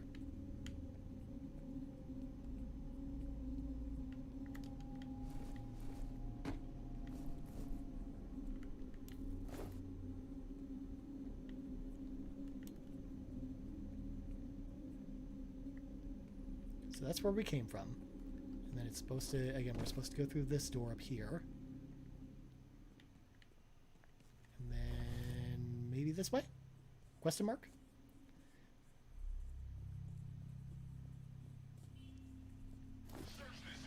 Oh, this is definitely the right area because now there's dudes. We didn't get this health back before. Let's grab this health back. Get 9, so let's use 1. Oh.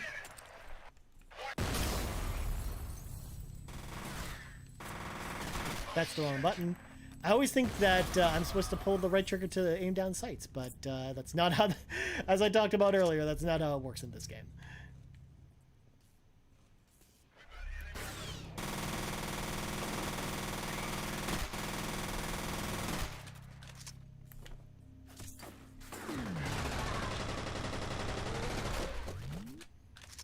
I love the fact that as soon as I hit the reflex button, they're like, oh my god, he's so fast, but I'm literally just standing still.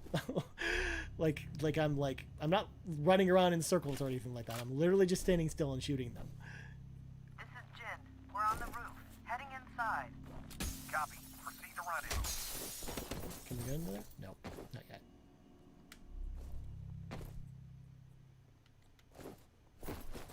Bicycle kick our way to freedom. Okay, I'm showing that the network has been rebooted. Good job. It'll take a minute for the system to come back online.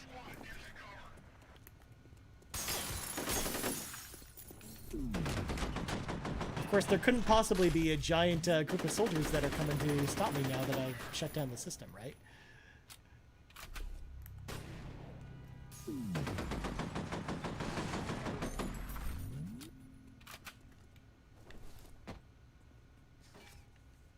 Oh, there's one in that room.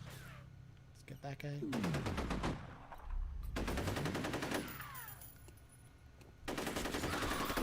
There we go.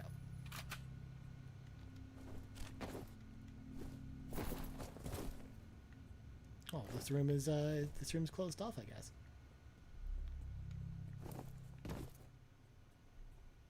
That Mapes guy was right about security being on a separate network.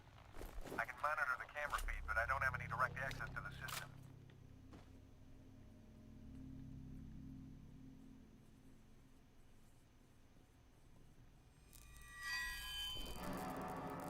Of course, nothing scary going on here. Of course not. Ooh, we're now in a drywall room where there's lots of drywall. We're heading toward the last known location of that Delta team. Secure the site and wait for Jen.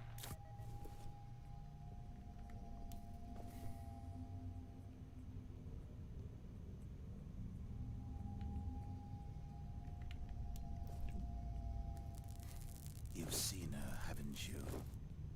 She is the original. I just picked up Federal's transmitter somewhere ahead of you. Be careful. Assuming that Federal is actually I was here. made from her, and I was born from her. We are separate, but we are one.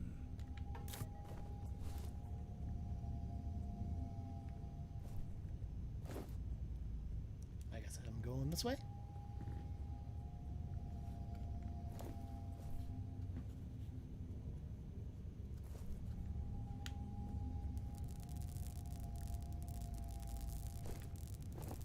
Ooh, spooky.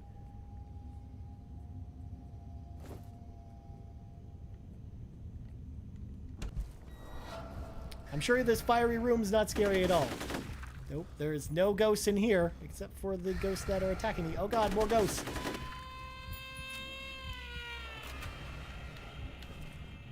More ghosts.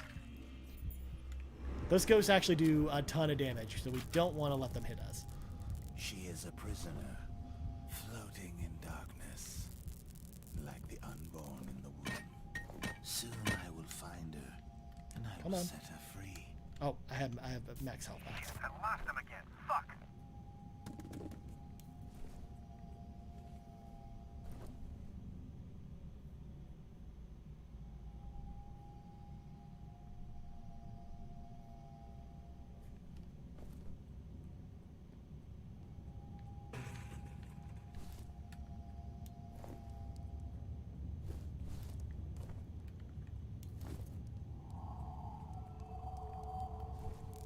Oh, there's a trail of blood.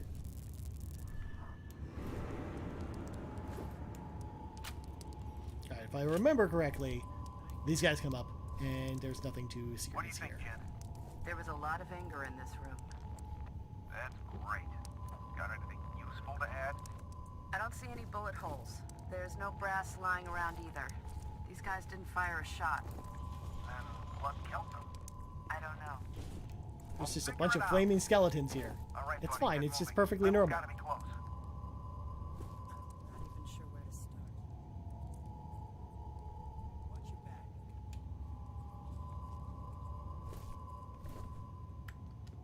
Whew. And there we go. A scene transition to interval 5, which I think that's gonna do it. I think that's where we're gonna leave things off tonight with F.E.A.R. First Encounter Assault Recon. Thank you so much, everyone, for joining me this evening. Again, we had to do the stream a little bit earlier tonight because of the State of the Xbox Empire, which is happening later tonight, 9 p.m. Eastern Standard Time over on twitch.tv/PSVG. Definitely go check out Sean there. We will be back tomorrow for 2 streams. One of them at 2 p.m. Eastern Standard Time, which you'll find out what we're playing tomorrow morning. And then we will also be doing the Roundabout stream at 11 p.m. Eastern Standard Time tomorrow night with myself and Sean Capri. So get hyped, everyone. We'll see you later. Have a good rest of y'all night. And until next time, friends, see ya.